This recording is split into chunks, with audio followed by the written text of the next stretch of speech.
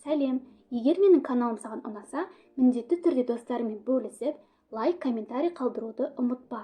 Бүгін 8-ші сыныптың атомдағы электрондардың қозғалысы тақырыбына арналған біліміңді тексер тапсырмаларын бірге орындайтын боламыз. Бірінші сұрақ: электрондар орбитальдарды қандай тәртіппен толтырады? Бірінші сұрақтың жауабы: әр орбитальға 2 электрон ғана орналаса алады. Бір деңгейшедегі электрондар алдымен орбитальдарда жеке-жеке орналасады. Электрондардың саны артқан сайын олар жұптасып орбитальдарды толтырады. Мысал ретінде біз көміртектің орбитальдарын толтырып көрейік. Оның электрондық конфигурациясын бірінші жазамыз. Яғни 1s2, 2s2, 2p6 болады. Біз орбитальдарды орналастырамыз. 1s2 бізде бірінші орбитальда 2 электрон болады. Екінші орбитальда 2 электрон болады, өйткені S2. Келесі үшінші P орбиталында бізде 6 электрон болады. Ең бірінші барлығына бір электроннан жазамыз, кейін қастарына жұптарын салып, орбитальдарды толтырамыз. Екінші сұрақ: S орбитальдар және P орбитальдар деген не? Жауабы: бірінші период элементтерінің бұлттары сфера пішінді. Олар S электрондары деп аталады. Екінші период элементтерінде S электрондардан басқа пішіні көлемдік 8, яғни гантель тәрізді P электрондары болады. Бейнелеп көрсететін болсақ, S электрондары сфера пішінді, ал P электрондары бізде гантель тәрізді пішінді болады екен. Үшінші сұрақ: қандай электрондар жұптасқан және қандай электрондар жұптаспаған деп аталады? Жауабы: егер орбитальда 1 электрон болса, ол жұптаспаған, ал егер орбитальда 2 электрон болса, ол жұптасқан электрондар деп аталады. Мінекей, орбитальда 1 электрон, ол жұптаспаған. Орбитальдың ішінде 2 электрон болса, ол жұптасқан деген мағынаны білдіреді. Төртінші сұрақ: азот, магний, күкірт атомдары үшін бордың электронды және электронды графиктік диаграммаларын бейнелеңдер. Ең алдымен біз азоттың электрондық конфигурациясын жазып аламыз. Ол 1s2, 2s2, 2p3. Кейін оның орбитальдарын салатын боламыз. Бірінші орбитальда бізде жұптасқан 2 электрон, екіншісінде жұптасқан 2 электрон, ал үшінші p орбиталында бізде жұптаспаған 3 электрон болады.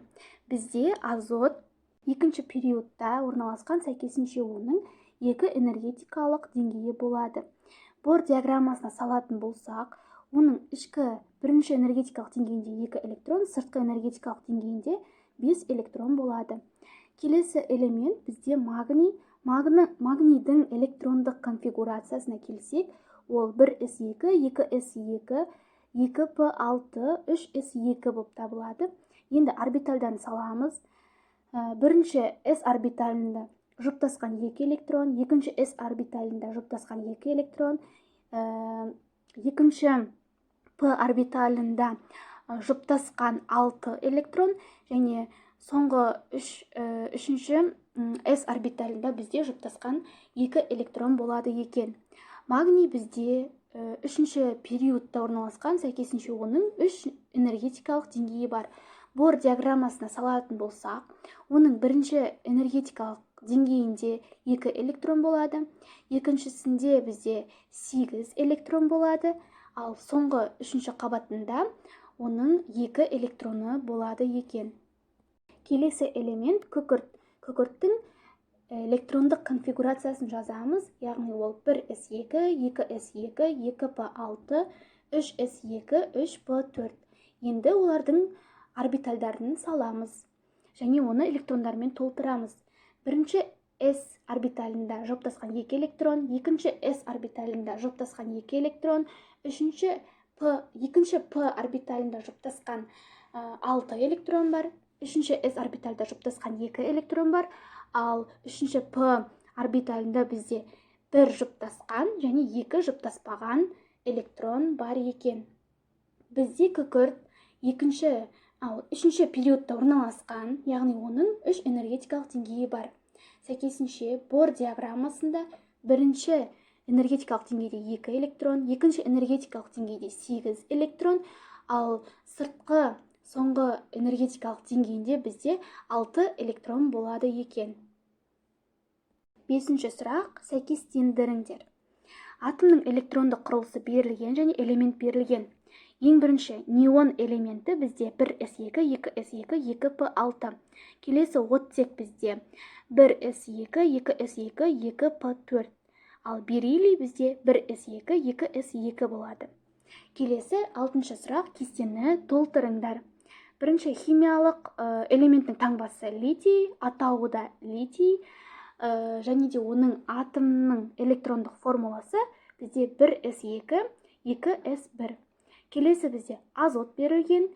Азоттың атомның электрондық формуласы 1s2, 2s2, 2p3. Келесі бізде атомның электрондық формуласы берілген, және де таңбасы берілген, ол бізде көміртек болады. Келесі бізде химияның элементтік атауы берілген, ол кальций.